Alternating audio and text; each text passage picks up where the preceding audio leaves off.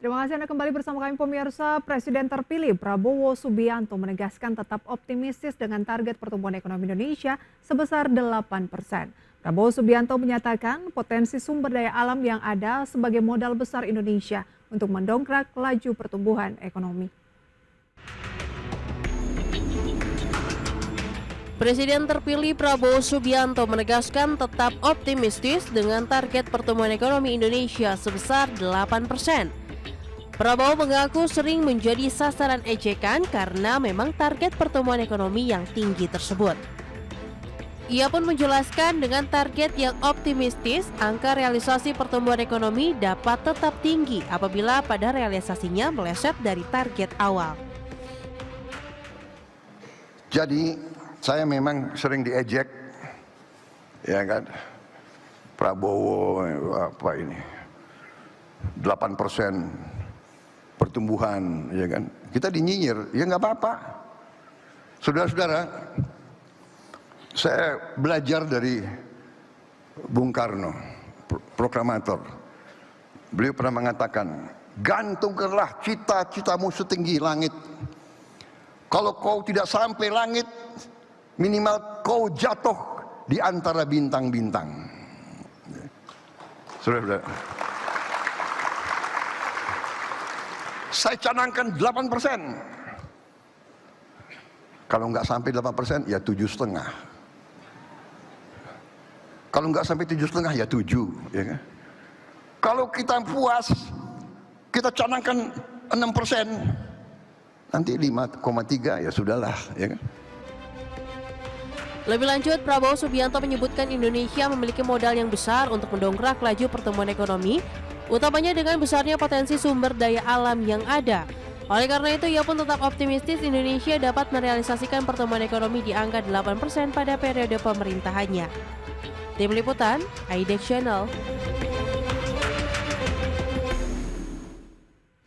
Itu dia pemirsa ungkapan dari Presiden terpilih Prabowo Subianto, dan ia menilai perkembangan kondisi ekonomi Indonesia saat ini masih positif ditandai dengan laju inflasi serta pertumbuhan produk domestik bruto atau PDB yang terjaga.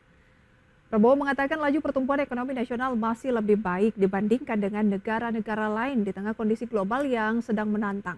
Adapun data menunjukkan pertumbuhan ekonomi Indonesia mencapai 5,05% pada kuartal kedua 2024 ini. Pertumbuhan ekonomi tersebut tercatat paling tinggi kedua di antara negara G20 pada periode yang sama. Seiring dengan pertumbuhan ekonomi yang stabil di kisaran 5%, PDB Indonesia telah mencapai 1,48 triliun dolar Amerika Serikat, menjadikan Indonesia sebagai negara dengan perekonomian terbesar ke-16 dunia. Sementara itu pemirsa, terkait target pertumbuhan ekonomi 8%, ekonom senior Indef dan anggota Dewan Pakar Tim Kampanye Nasional Prabowo Gibran, yaitu Derajat Wibowo, mengungkapkan bahwa strategi pemerintahan mendatang dalam mencapai target pertumbuhan ekonomi yang tinggi akan bergantung pada sektor swasta. Di saat yang sama, ia juga menyebut bahwa anggaran belanja negara yang disiapkan pemerintah dalam APBN 2025 masih kurang untuk mendorong pertumbuhan ekonomi yang ditargetkan oleh Presiden terpilih Prabowo Subianto sekitar 8%. Ia menyebut pertumbuhan ekonomi 2025 minimal harus sebesar 5,8 atau 5,9% untuk bisa mencapai target pertumbuhan selanjutnya yakni 8%. Sehingga ia memperhitungkan setidaknya masih ada kekurangan 300 triliun rupiah untuk mendorong pertumbuhan ekonomi agar dapat mencapai target 8%. Selanjutnya pemirsa, tidak hanya menetapkan target pertumbuhan ekonomi, Prabowo Subianto juga mengungkapkan bahwa pihaknya tengah mengkaji perubahan skema subsidi dari yang selama ini dilakukan pemerintah. Seperti apa perubahan skema yang dimaksud oleh Prabowo? Kita simak informasinya berikut ini.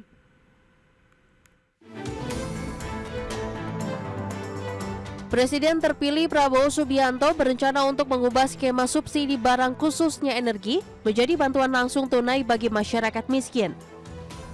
Rencananya ini diambil karena penyaluran subsidi dalam bentuk barang selama ini dinilai tidak tepat sasaran. Prabowo menambahkan pihaknya sedang mengkaji untuk mengubah subsidi menjadi bantuan yang lebih tepat sasaran untuk keluarga.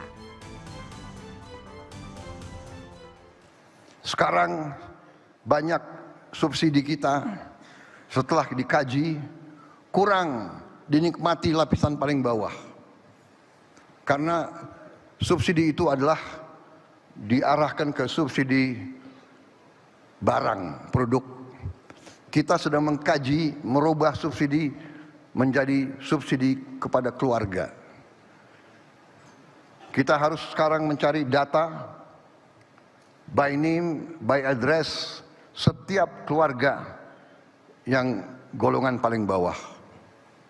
Dan baru pada saat itu dengan cara yang benar, di situ kita berharap BRI, BNI, Pos Indonesia, PLN dengan semua jaringannya sampai ke desa bisa membantu melancarkan pengiriman subsidi itu langsung ke keluarga yang miskin. Terkait program bantuan tersebut, Prabowo Subianto pun menekankan pentingnya memiliki data penerima bantuan yang jelas untuk memastikan penyaluran subsidi tepat sasaran. Setelah mendapatkan data tersebut, bantuan yang akan menggantikan subsidi barang akan disalurkan melalui sejumlah badan usaha milik negara terkait. Tim Liputan, IDEX Channel.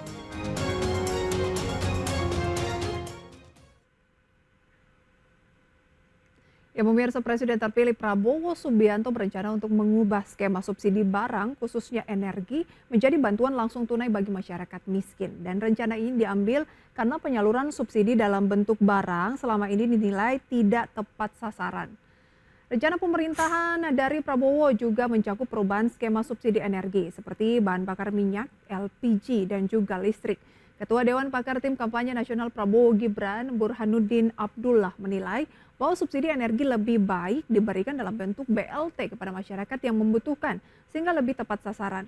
Menurutnya subsidi energi sebesar 540 triliun rupiah yang selama ini diberikan masih belum sesuai dengan realitas di lapangan. Berdasarkan hitung-hitungan tim penasihat ekonomi Prabowo, penyaluran subsidi energi yang tepat sasaran akan dapat menghemat anggaran hingga mencapai 200 triliun rupiah.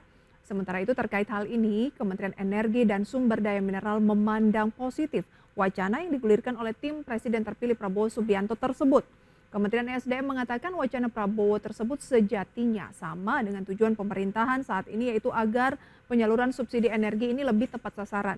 Namun, Kementerian SDM mengaku belum ada pembicaraan mengenai rencana perubahan skema penyaluran subsidi baik BBM, LPG maupun listrik menjadi bantuan langsung tunai antara pemerintah dengan tim Presiden terpilih.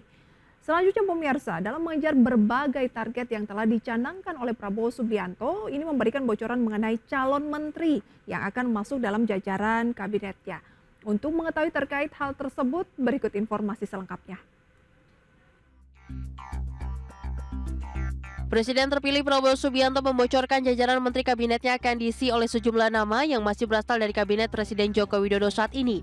Prabowo yang saat ini masih menjabat sebagai Menteri Pertahanan menyebut dirinya memiliki nilai yang sama dengan Jokowi sehingga masih akan mempercayai sejumlah nama menteri saat ini di kabinet pemerintahannya.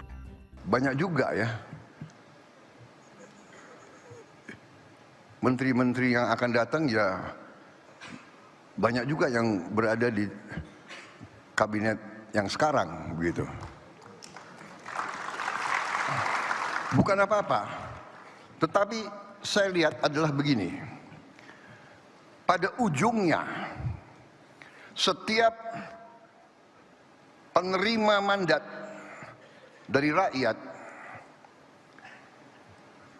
memikul tugas dan tanggung jawab yang tidak ringan. Dan karena itu sama, kalau kita mau menyusun dan memilih tim sepak bola, tim nasional sepak bola, yang dicari adalah pemain-pemain yang terbaik. Meski tidak membeberkan jumlah atau nama menteri saat ini yang akan masuk kabinet di pemerintahannya, Prabowo menyebutkan ia memilih nama-nama yang dinilai mampu merealisasikan visi misi yang diusung tanpa mempertimbangkan latar belakangnya. Selain itu, pada kesempatan yang sama, Prabowo tidak menampik dirinya akan menyiapkan posisi menteri untuk anggota partai koalisinya sebagai implikasi dari upaya menggandeng sebanyak-banyaknya koalisi. Tim Liputan, IDEX Channel.